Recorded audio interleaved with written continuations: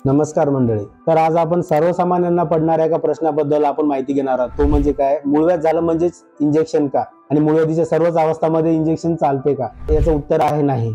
मूळव्याधीच्या 4 अवस्था असतात. त्यापैकी पहिली अवस्था म्हणजे हाताला सूज, कोंब किंवा अशी कड फुगल्यासारखं जाणवत नाही, रक्त येणं, आग होणं हे फक्त त्याचं लक्षण असतं. दुसऱ्या अवस्थेमध्ये शौचाला बसल्यानंतर कोंब थोडेसे असे बाहेर आल्यासारखे होतात, पण शौचाला उठल्याच्या नंतर ते आपोआप मध्ये जातात. तिसऱ्या अवस्थेमध्ये कोंब असे शौचाला बसल्यानंतर बाहेर येतात, पण ते गुदद्वारामध्ये ढकलावं लागतात, ते आपोआप जात नाहीत. ही झाली तिसरी अवस्था. आणि चौथी अवस्था, ह्यामध्ये कोंब शौचाला बसल्यानंतर पूर्णतः बाहेर येतात आणि शौचाला उठल्याच्या नंतर ते मध्ये जात नाहीत, ढकलले तरी मध्ये जात नाहीत. हे झाले 4 अवस्था.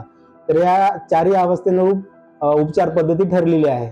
तर इंजेक्शन कोणत्या अवस्थेमध्ये चालेल? तर इंजेक्शन हे पहिल्या आणि दुसऱ्या अवस्थेच्या सुरुवातीपर्यंत चालतं, म्हणजे त्याचा रिझल्ट येतो. बाकीच्या अवस्थेमध्ये तेवढा काही त्याचा उपयोग होत नाही.